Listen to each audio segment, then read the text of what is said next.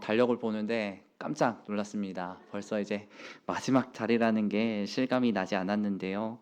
제가 작년 이제 12월 마지막 주에 성도님들께 정말 떨리는 마음으로 인사드렸던 게 엊그제 같은데, 정말 과장을 조금 보태서 눈 깜짝할 사이에 1년이 지나버리고 말았습니다. 그리고 이제 연말이라서 그런지 저는 올 한 해를 돌아보며 나에게 어떤 일들이 있었나 생각해 보게 됩니다. 저에게 올 한 해는 참으로 많이 분주했던 한 해였던 것 같습니다.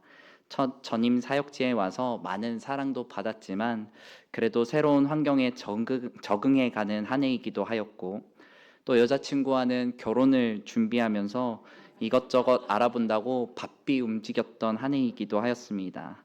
특히 결혼을 준비할 때는 간혹 예상치 못한 위기의 순간들도 찾아오기도 하였습니다. 서로 의견이 맞지 않아 감정이 틀어지고 서운해지는 일들도 종종 생겨나기도 하였습니다. 저는 결혼을 준비하면서 커플들이 많이 싸운다는 이야기는 듣기는 했지만 저는 절대 안 싸울 줄 알았습니다. 그런데 막상 결혼을 준비해 보니까 사람들이 결혼을 준비해서 이런 것 때문에 싸우는구나라는 사실을 새롭게 깨닫게 되었습니다. 그래도 지금 돌아보면 감사한 일이고 오히려 관계가 더욱더 돈독해지는 일들이었던 것 같습니다. 그래서 저에게 개인적으로 2025년은 때로 힘든 일도 많았지만 그래도 돌아보니 감사한 일이 더 많았던 한 해이기도 한 것 같습니다. 여러분의 한 해를 돌아보았을 때 여러분들의 한 해는 어떻습니까? 그러나 여러분 누군가에게는 이 2025년이 기쁨과 감사가 충만한 한 해가 되었던 사람들도 있을지 모르지만, 또 어떤 사람들에게는 2025년 한 해가 정말 어렵고 시험이 되는 한 해가 되었던 분들도 혹은 계시지 않을까 생각해 봅니다. 그리고 오늘 시편의 말씀을 통해 고난 중에 있는 성도님들에게는 하나님의 위로가, 앞으로 혹시 닥쳐올 고난을 준비하는 성도님들에게는 그 고난에 담대히 설 수 있는 믿음의 용기가 이 시간 여러분들에게 임하는 귀한 은혜의 시간 되시기를 간절히 소망합니다. 여러분, 오늘 말씀에서 시편 42편은 고라 자손이 불렀던 찬양의 시편입니다. 그러나 여러분, 찬양의 가사라고 해서 오늘 말씀은 행복하고 편안한 상황을 노래하고 있지는 않습니다. 사실 오늘 말씀의 시편은 감사와 기쁨의 찬송이기보다는 고난 가운데 터져나오는 고통의 신음에 더욱 가까운 시편이기 때문입니다. 특히 시편 1절 말씀을 통해 우리는 시편 42편의 전체적인 분위기를 쉽게 파악할 수 있습니다. 1절의 말씀입니다. 우리 함께 한 목소리로 봉독하도록 하겠습니다. 하나님이여, 사슴이 시냇물을 찾기에 갈급함 같이 내 영혼이 주를 찾기에 갈급하나이다. 아멘. 시인은 지금 자신의 상황을 목이 마른 사슴에 비유하며 갈급한 마음으로 물을 찾고 있다 말씀합니다. 여러분, 혹시 목이 말라 보신 적이 있으신가요? 단순히 오늘 점심을 조금 짜게 먹어서 그렇다고 오늘 점심이 짰다는 이야기는 아닌데요. 음식을 짜게 먹어서 물이 먹고 싶은 정도가 아니라 물을 마시지 않으면 정말 죽을 것 같다라고 한번 느껴보신 적이 있으십니까? 저는 딱 한 번 그랬던 적이 있습니다. 군대에서 이제 행군을 할 때였는데요. 군대에서 하는 행군은 일반적으로 보통 저녁에 합니다. 잘은 모르지만 사람들의 눈에 띄면 안 된다고 이야기를 들었던 것 같아요. 그런데 그날은 이제 유격 훈련을 받기 위해서 훈련장까지 가야 하는 행군이었습니다. 그래서 이른 아침부터 행군을 시작하게 되었습니다. 그런데 보통 유격 훈련은 어느 시기에 훈련을 받게 되냐면 가장 무더운 6월에서 8월경에 훈련을 받게 됩니다. 그런데 저희 부대는 하필이면 가장 더운 8월에 훈련을 받게 되었습니다. 행군을 시작하자 선선했던 아침 공기는 금방 사라지고 해가 뜨니 금방 무더운 찜통 더위가 시작되어 버렸습니다.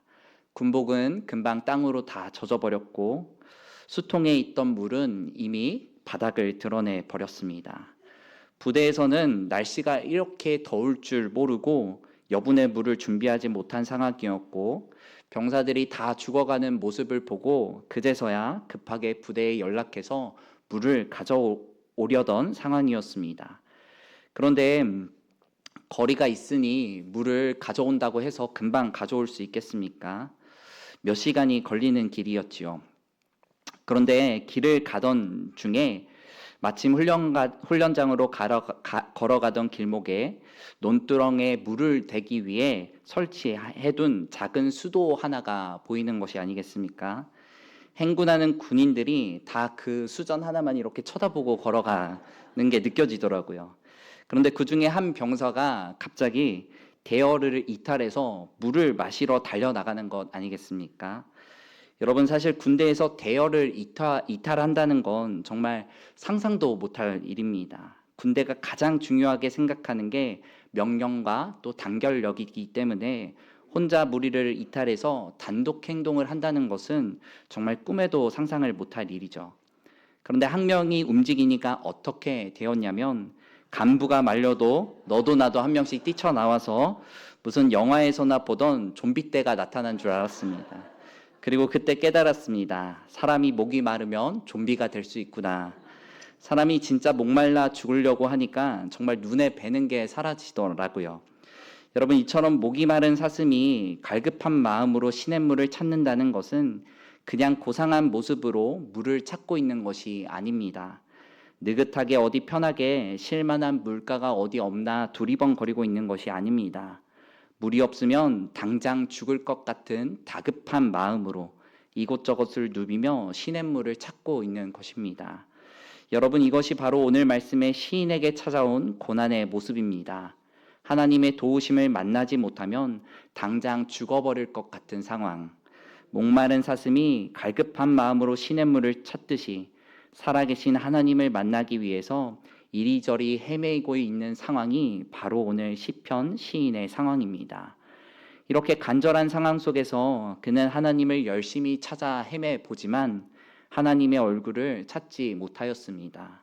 사람들은 너가 찾는 하나님이 도대체 어디 있느냐 조롱하고 그는 그저 슬픔에 젖어 밤낮 눈물만 흘리고 있을 뿐입니다. 여러분, 아무리 애를 써도 내가 원하는 것이 이루어지지 않을 때, 아무리 발버둥 쳐봐도 나의 상황이 나아지지 않을 때 우리는 그것을 절망이라 부릅니다. 지금 시인은 절망이라는 상황 가운데 놓여져 있습니다. 그러나 그가 처음부터 절망이라는 상황에 놓여져 있었던 것은 아닙니다. 그에게도 찬란했던 과거의 모습들이 있었습니다. 이전날 사람들과 함께 하나님을 예배하기 위해 성전을 올라가던 그때 예배하는 무리들 중에서도 가장 앞장서서 그들을 인도했었던 찬란했던 과거의 모습이 있었습니다.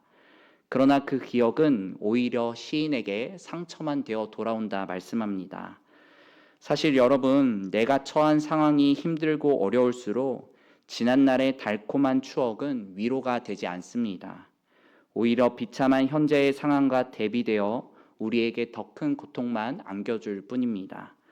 여러분, 한번 생각해 보시기 바랍니다. 과거에 100억 원의 자산가가 지금 쫄딱 망해서 빚쟁이들을 피해 도망다니는 신세가 되었다고 한번 생각해 보시기 바랍니다.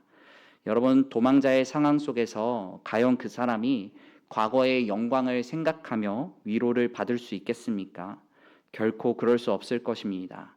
오히려 과거의 모습과 현실의 차이 속에서 그는 더욱 큰 절망감에 빠지게 될 것입니다. 이처럼 시인에게 있어서 과거의 영광은 그에게 참된 위안을 가져다 주지 못합니다. 오히려 과거와 현실의 괴리감 속에서 그를 더욱 큰 절망으로 영광은 끌고 갈 뿐입니다. 그리고 오늘 말씀에서 놀라운 사실은 고난 중에도 시인은 하나님을 자유롭게 예배할 수 있었던 그때를 추억하고 있다는 사실입니다. 여러분, 힘들 때 여러분은 어떤 과거를 기억하시겠습니까? 아마 내가 가장 자신감 있게 다닐 때, 제일 잘 나가던 그때를 생각하지 않을까 생각해 봅니다. 여러분들은 믿지 않으시겠지만 제가 중학교 때는 그래도 좀 인기가 좀 많았거든요. 그래서 조금 자존감이 떨어질 때면 이 중학교 때를 생각해 보곤 합니다. 그런데 오늘 말씀의 시인이 추억하는 과거는 그가 돈을 잘 벌고 경제적으로 부유할 때를 추억하지 않습니다. 그는 고난 중에도 하나님을 즐겁게 찬양할 수 있었던 그때를 추억합니다.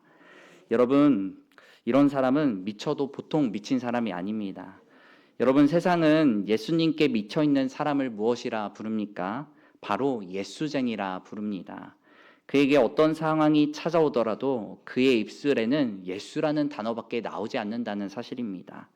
그리고 우리는 예수쟁이를 조금 고상한 말로 바꾸어 그리스도인이라 부릅니다. 그러므로 여러분, 오늘 말씀의 시인은 참된 그리스도인이었습니다. 고난 중에도 하나님을 예배함을 기억하고 추억하는 참된 예배자였습니다. 그런데 그런 예배자에게, 참된 그리스도인에게 큰 고난의 시련이 찾아왔다는 사실을 우리는 말씀을 통해 바라보게 됩니다. 여러분, 신앙이 좋다고 우리의 인생에 어려움과 고난이 찾아오는 것은 아닙니다. 신앙이 좋고 하나님을 신실하게 섬기는 믿음의 성도들에게도 어려움과 고난은 여전히 찾아올 수 있습니다. 요즘 새벽 기도회 때 나누는 말씀이 바로 욥기의 말씀인데요. 이 욥의 상황도 바로 오늘 시인의 상황과 비슷한 상황입니다. 욥은 하나님께서도 인정한 의인이었지만 그에게는 큰 죄악을 저지른 파렴치한 죄인들에게나 올 법한 끔찍한 고난이 그에게 찾아오게 됨을 바라보게 됩니다. 여러분, 이처럼 하나님을 참되게 예배하는 그리스도인에게도 하나님이 나를 버린 것 같은 큰 슬픔이, 큰 고난이 우리에게 찾아올 수 있다는 사실을 우리는 기억해야 합니다. 그렇다면 여러분, 우리는 그리스도인에게 찾아오는 고난에 어떻게 대처해야 할까요? 이러한 고난을 맞이하였을 때 우리는 고난의 이유를 찾는 행동이 그렇게 큰 유익이 되지 못함을 기억해야 합니다. 오히려 우리는 이 고난의 상황 속에서 나는 앞으로 어떻게 행동해야 하는지를 생각해 보아야 합니다. 그리고 오늘 말씀의 시인은 고난 중에 있는 성도가 고난 중에 어떻게 행동해야 되는지를 다음과 같이 말씀해 주고 있습니다. 오늘 본문 5절의 말씀입니다. 우리 함께 5절 말씀 한 목소리로 읽겠습니다. 내 영혼아, 내가 어찌하여 낙심하며 어찌하여 내 속에서 불안해하는가? 너는 하나님께 소망을 두라. 그가 나타나 도우심으로 말미암아 내가 여전히 찬송하리로다. 아멘. 여러분, 시인은 말합니다. 상황을 바라보며 낙심하고 불안해하는 것이 아니라 하나님을 바라보며 그분으로 인하여 너희 마음속에 소망을 두라 말씀하고 있습니다. 여러분, 우리에게 찾아오는 고난과 어려움, 우리는 그 고난이 왜 우리의 삶에 찾아왔는지 그 일을 다 알 수는 없습니다. 하나님 또한 그 이유를 우리에게 조목조목 자세하게 설명해 주고 있으시지도 않습니다. 그러나 성경은 우리에게 찾아오는 고난의 이유를 다 설명해 주지는 않지만 우리의 삶에 고난이 찾아왔을 때 우리가 어떻게 행동해야 되는지는 분명히 말씀해 주고 있습니다. 그것은 상황이 아닌 하나님을 바라보고 절망 속에서 소망을 품어내라는 것입니다. 여러분, 오늘 말씀에서 시인은 마치 자신을 스스로 나무라듯이 하나님을 바라보며 소망을 품으라 말씀합니다. 사실 이 5절의 내용은 앞의 내용과 매끄럽게 연결되는 내용은 아닙니다. 그래서 5절의 내용은 시인의 인격을 마치 두 인격으로 보이게 만듭니다. 고난 중에 슬퍼하며 현실에 안주하고 싶어하는 인격과 그래도 절망 속에서 하나님을 바라보기를 선택하고자 하는 인격이 서로 싸우고 있는 것과 같은 모습을 우리에게 보여주고 있습니다. 그리고 우리는 이러한 말씀을 통해 고난 가운데 절망과 소망을 선택하는 일은 우리의 의지를 통해 선택되어진다는 사실을 깨닫게 되어집니다. 여러분, 우리의 인생에는 앞으로 고난이 찾아올 것입니다. 제가 예언자는 아니지만 앞으로 여러분의 인생에 고난과 어려움이 찾아올 수 있다는 사실은 100% 장담해 드릴 수 있습니다. 그럴 때 여러분, 우리는 이 고난을 어떻게 맞서 싸워 나갈지 고민해 보아야 합니다. 그리고 고난이 찾아왔을 때 우리는 우리의 의지를 가지고 마음의 결단을 내려야 합니다. 여러분, 우리의 인생에 고난이 찾아왔을 때 우리의 마음 속에는 분명히 두 가지의 마음이 싸우게 될 것입니다.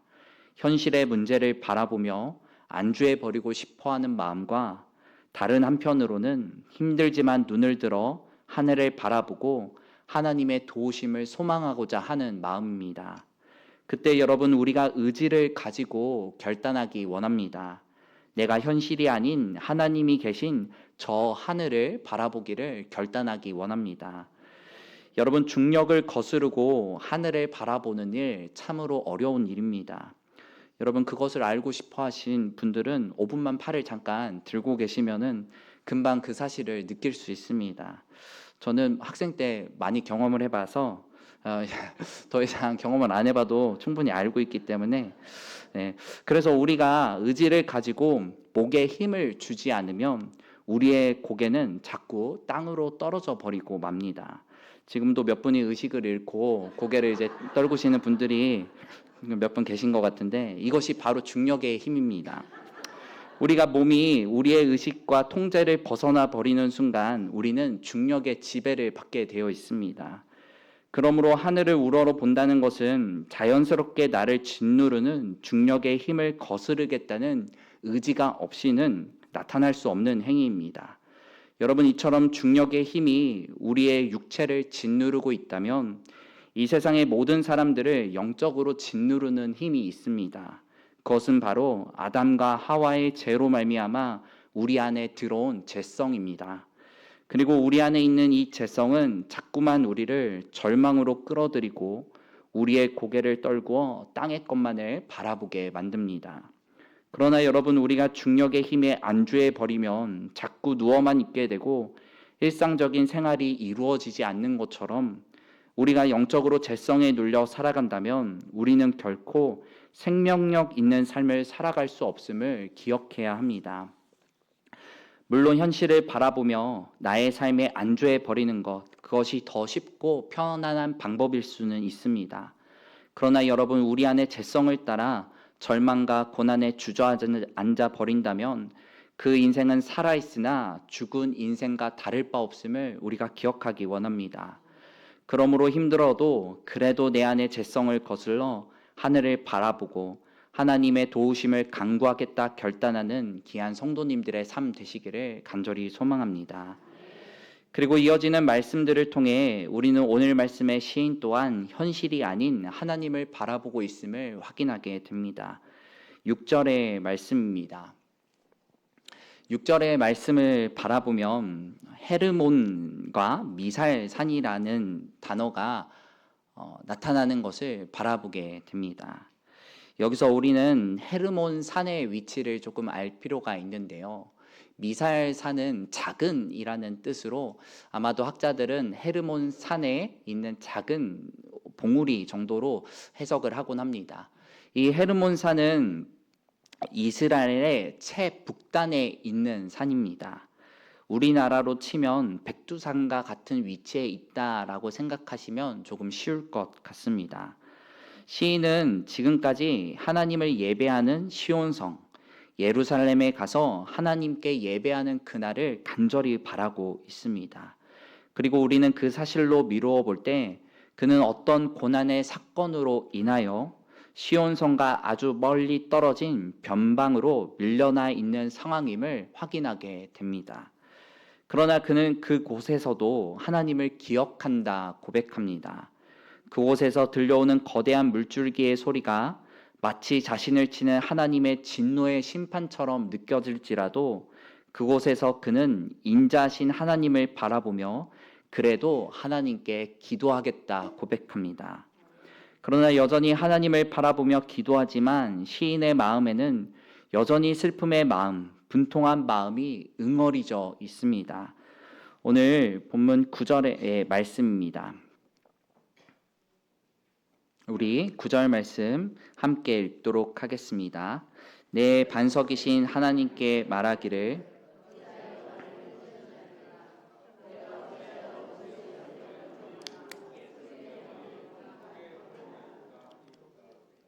아멘. 그는 하나님께 왜 원수들의 압제 가운데 자신을 돌보지 않으며 구원해 주시지 않는지를 따져 묻고 있습니다. 그리고 여전히 그의 마음에 들려오는 소리는 한 가지입니다. 11절의 말씀도 우리 함께 읽겠습니다. 내 영혼아, 내가 어찌하여 낙심하며 어찌하여 내 속에서 불안해하는가? 너는 하나님께 소망을 두라. 나는 그가 나타나 도우심으로 말미암아 내 하나님을 여전히 찬송하리로다. 아멘. 여러분, 우리의 삶에 어떤 고난이 찾아오더라도 그 고난으로 인하여 우리의 마음에 어떠한 원통한 마음이 생겨나더라도 결국 우리가 고난 중에 나타내야 할 모습은 오직 한 가지입니다. 그것은 바로 나의 현실이 아닌 하늘을 우러러보며 하나님으로 인하여 소망을 가지는 것입니다. 그리고 시편 42편의 말씀은 시편 43편의 말씀으로 이어져 나갑니다. 이 시편 43편은 시편 42편과 나뉘어져 있는 것처럼 보이나 성경을 해석하는 학자들은 이 시편이 본래 하나의 시편이었다 말씀합니다. 서로 다른 시편이라고 하기에 서로 닮아 있는 부분이 너무나 많기 때문입니다. 그리고 우리는 시편 43편의 말씀을 읽으며 시인의 신앙은 시편 42편을 기록하고 있을 때보다 점점 성장해가고 성숙해져 감을 확인하게 됩니다. 시편 42편에서 시인은 비록 하나님을 바라보며 기도를 했지만 그 안에는 불만과 원통하는 마음이 여전히 담겨져 있습니다. 하지만 시편 43편에 와서 하나님을 향한 시인의 마음은 절망에서 기대감으로 바뀌었고 그의 입술에는 하나님을 향한 완전한 찬양이 고백되어지고 있습니다. 우리 시편 43편 3절에서부터 4절의 말씀 함께 한 목소리로 읽겠습니다. 주의 빛과 주의 진리를 보내시어 나를 인도하시고 그런즉 내가 하나님의 제단에 나아가 나의 큰 기쁨에 하나님께 이르리이다. 하나님이여 나의 하나님이여 내가 수금으로 주를 찬양하리이다. 아멘. 여러분, 오늘 말씀에서 시인이 찬양하는 이유가 무엇입니까? 지금 당장 나의 문제가 해결되었기 때문에 하나님을 찬양한다 말씀하고 있습니까? 결코 아닙니다. 그는 여전히 고난 가운데 있으며 원수들은 그를 억압하고 그를 슬프게 만들고 있다 오히려 고백하고 있습니다. 하지만 그는 그럼에도 고난 중에 하나님을 찬양할 것이라 말씀합니다.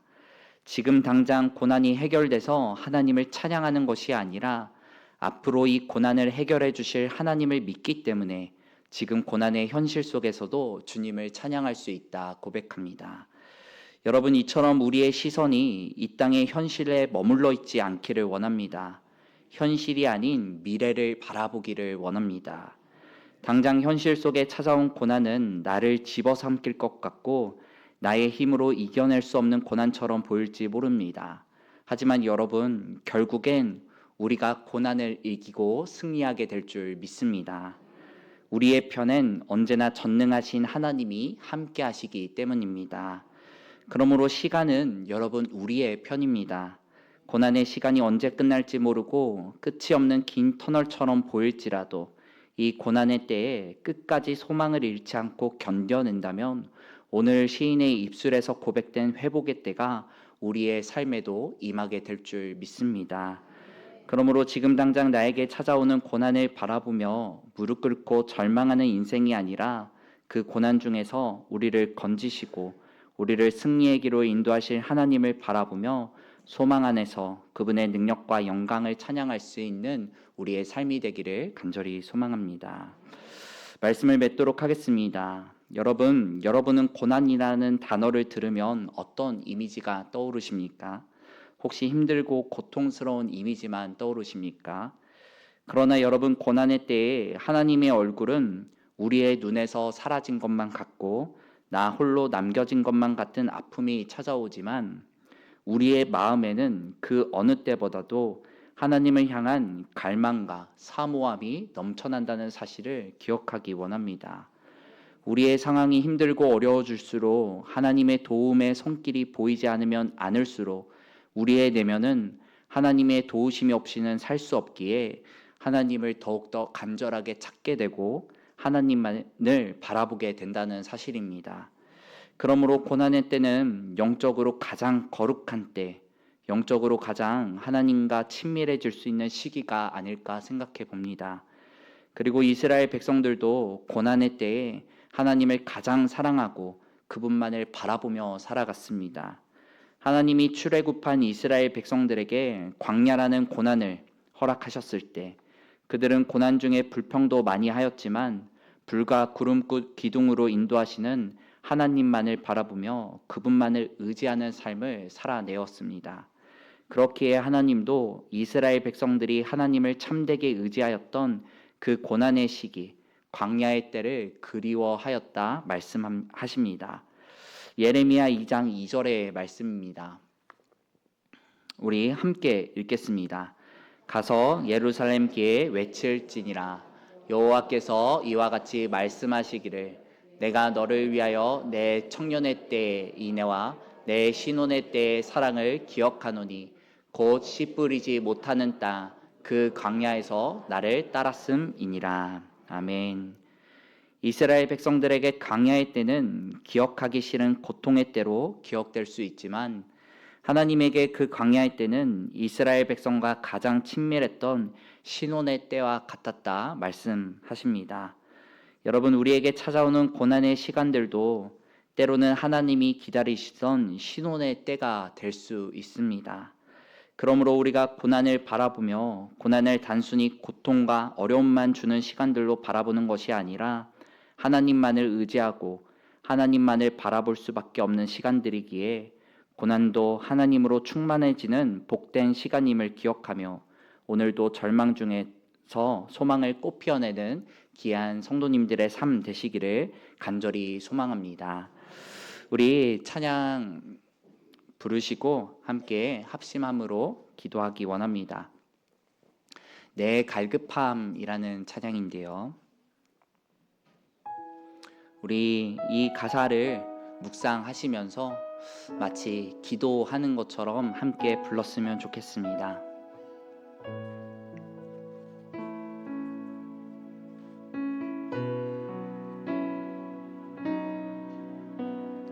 내 갈급함 어느 곳으로 채울 내 갈급함 부르짖는 소리 들으소서 부르짖는 소리 내 갈급함 영에 내게로 나오라 내게로 나오라 영원히 목마름 전혀 없으리 내게로 나오라 가까이 생수의 근원 대신 주께 내게로 나오라 영원히 목마름 전혀 없으리 내게로 나오라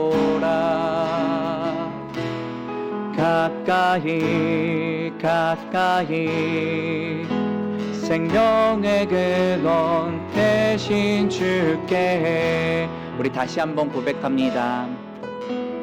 내 갈급함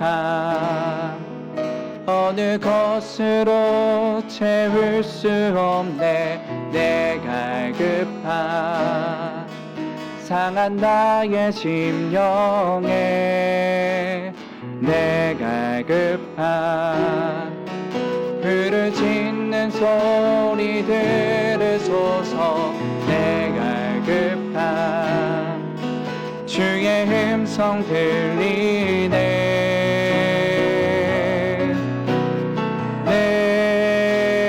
내게로 나오라 영원히 목마름 전혀 없으리 내게로 나오라 가까이 생수의 그돈 대신 주께 내게로 나오라. 영원히 목마름 전혀 없으리.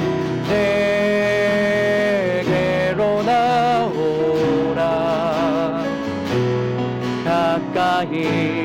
가까이 생명의 그것 대신 줄게.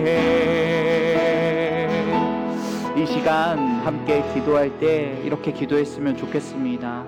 하나님 아버지, 우리는 연약하기에 우리의 죄성에 눌려 하나님의 아닌 세상을 바라보며 낭망하고 좌절할 때가 얼마나 많은지 모릅니다.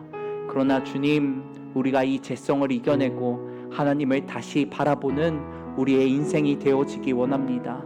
주님을 바라봄으로 말미암아 내 안에 주님 주시는 참된 평안과 기쁨이 넘치는 축복된 인생 되어지기 원합니다. 우리 이 시간 이 기도 제목 가지고 우리 주여 함께 부르짖음으로 합심하여 기도하겠습니다. 주여